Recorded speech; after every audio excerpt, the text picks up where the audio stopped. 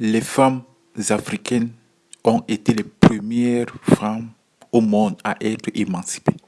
Les femmes africaines n'ont pas besoin de l'émancipation à l'européenne ou à l'occidentale.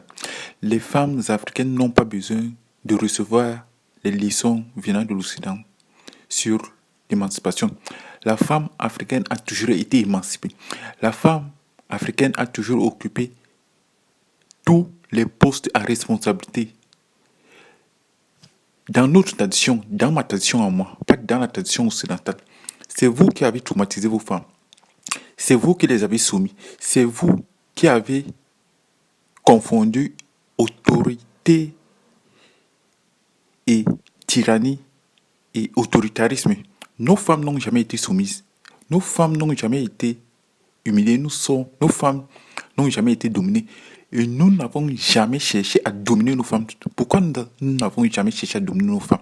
Tout simplement parce que dans notre culture, dans nos valeurs, dans notre modèle sociétal, dans notre conception, dans notre vision de la société, dans notre vision des rapports homme-femme, la femme occupait une place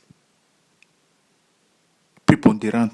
La femme occupait une place primordiale dans nos sociétés dites que vous estimez comme étant des sociétés primitives.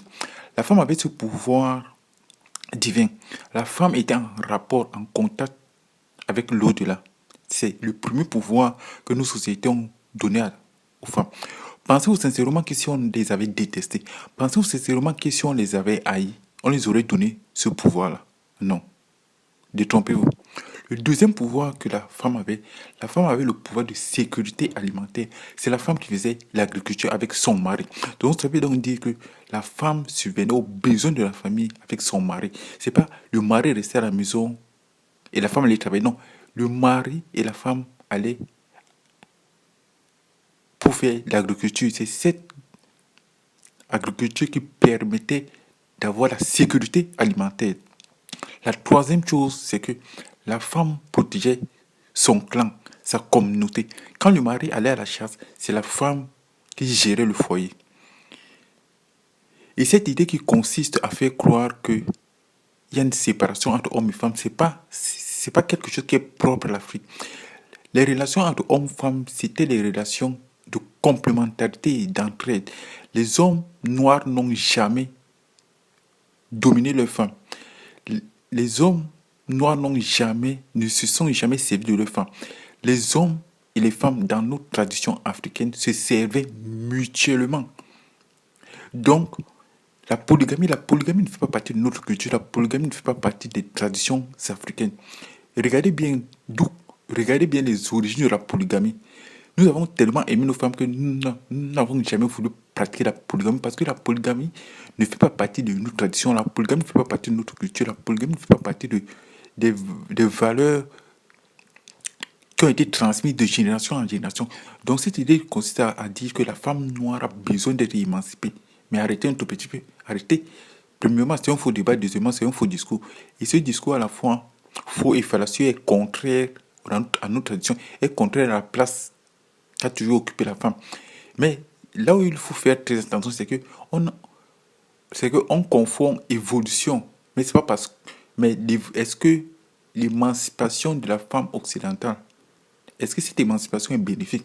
Est-ce que parce qu'elle s'est émancipée, elle est meilleure aujourd'hui?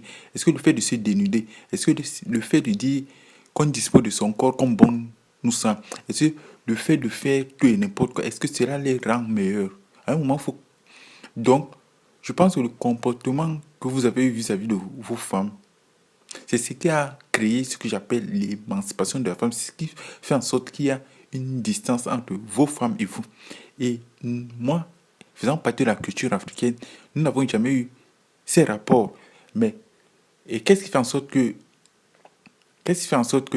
qu'il y a la distance entre les hommes et les femmes africaines? C'est parce que on a importé des valeurs, on a importé des cultures, on a importé la religion dans des territoires où elle ne devait pas s'exercer. Ce qui fait que ça a créé des tensions entre hommes et femmes. Ce qui fait en sorte que l'homme a cru qu'il était, parce que c'était écrit dans la religion, l'homme a cru que parce que la religion disait qu'il fallait avoir plusieurs femmes.